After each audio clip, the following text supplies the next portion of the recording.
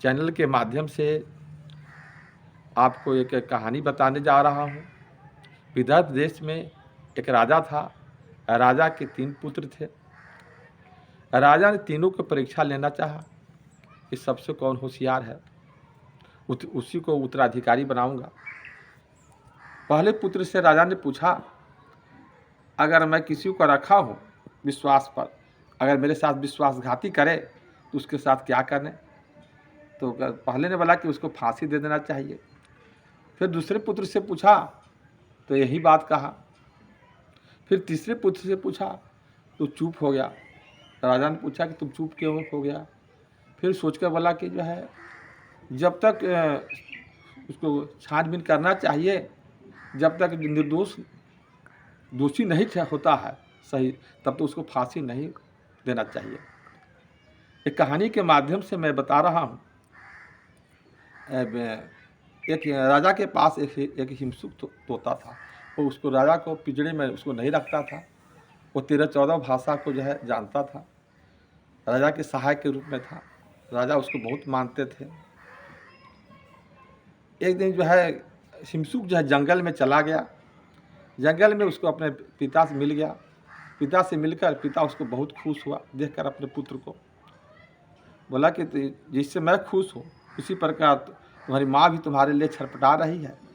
घर चल सकते हो? तो बताया कि जो है चल सकते हैं, लेकिन राजा से पूछने पर। पहले राजा से पूछा तो बोला कि अभी मत जाओ। फिर जो है ज़्यादा कहने पर ठीक है 15 दिन लगा कर फिर आ जाना मेरे पास। 15 दिन के बाद जो है जब चलना चाहा राजा से मिलने के लिए तो उसके माता पिता दुखित हो गए और जो है रास्ते में चल दिया। चलने पर जो है एक गिफ्ट में जो है एक फल दिया था पहाड़ पर से लाकर। उसका नाम था अमृत फल। अमृत फल था। तो राजा के घर जाने के बीच में उसको लेट हो गया तो रुक गया। वृक्ष को जो है एक खोडर में रख दिया। वो सांप का खोडर था। इसने सांप खाया तो नहीं, लेकिन उसमें दांत जो है हिला दिया था, जिससे फल जो है जहर उसमें प्रवेश कर गया था। फिर दूसरे दिन जो है वो फल लेकर जो है राजा के पास पहुंचा। राजा को जो है उपहार में दे देता है फल। उस जगह मंत्री था।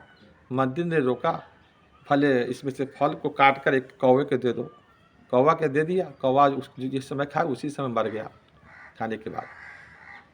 राजा ने जो बिना सोचे समझे उसको जो है तलवार से काट दिया हिंसुक को, और फल को जो था बीज उसको जो है किसी फुलवाड़ी में गाड़ दिया और उस पर पहरादार लगा दिया।